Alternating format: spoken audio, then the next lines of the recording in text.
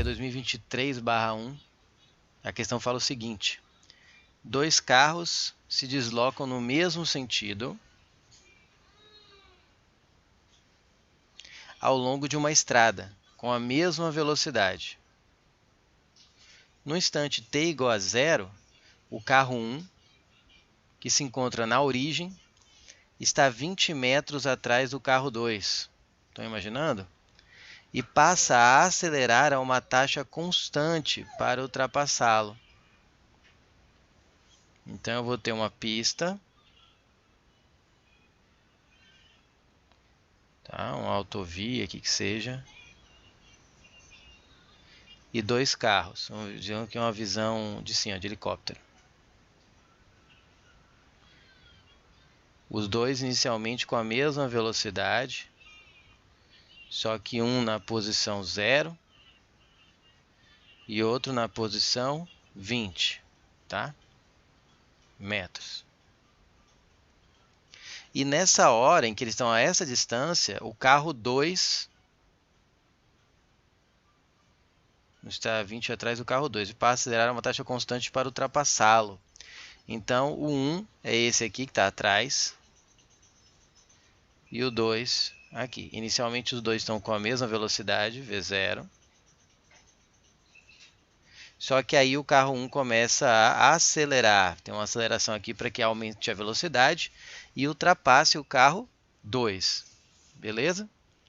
Essa vocês vão perceber que é uma questão muito mais de interpretação, muito mais qualitativa. Na verdade é mas é quase totalmente qualitativa do que quantitativa. Você não vai precisar saber muito valores numéricos aqui, é mais a partir do formato do gráfico e como ele vai se encaixar. O carro 2 mantém-se com velocidade constante durante todo o percurso. Então, beleza, o carro 2 não muda sua velocidade. E velocidade constante, pode lembrar que isso aqui é um assunto da cinemática. Trata-se de um movimento uniforme. Ao concluir a ultrapassagem, o motorista do carro 1, né, que estava acelerando, então ele foi acelerando até concluir a ultrapassagem. O carro 2 continuou com a mesma velocidade o tempo todo. Quando o carro 1 concluiu a ultrapassagem, o motorista do carro 2, vou colocar esse desenho aqui, ó, já ficar melhor. Vamos usar a computação a nosso favor aqui. Aqui, pronto. Melhorou? A gente vai lendo e vai imaginando aqui um desenho. Ao concluir a ultrapassagem, o motorista do carro 1 reduz a velocidade, ou seja, ele desacelera a uma taxa constante. Peraí, desaceleração a uma taxa constante significa que a aceleração é constante. Então, eu tenho uma aceleração constante negativa. Trata-se de um MUV, tá? Movimento uniformemente variado. Até atingir a mesma velocidade que o carro 2. O gráfico que representa corretamente as posições, ó, tem que focar aqui o gráfico de posição dos carros em metros, com relação ao tempo em segundos e aí tem essas 4 alternativas. Basicamente, o que você tem que lembrar aqui de conteúdo? Movimento uniformemente variado. Que você é um pouco mais compacto, né? São 8 questões, mais uma revisão geral. Você é um pouco mais direto. No MUV, o gráfico do... O gráfico do espaço pelo tempo... Colocou X, mas eu não vou colocar S. No MUV, o gráfico do espaço pelo tempo é como? É uma parábola de concavidade para cima, quando a aceleração é positiva, né? Assim. E do espaço pelo tempo é uma parábola de concavidade para baixo, quando a aceleração é negativa. Tá? Já no MU,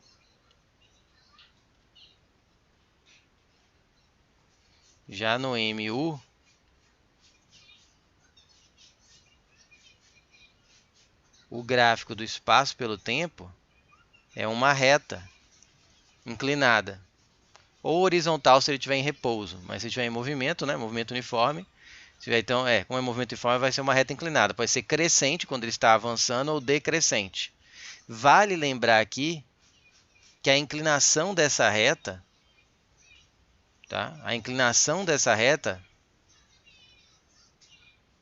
coeficiente angular dessa reta indica a intensidade da velocidade com que o corpo se encontra. Tá?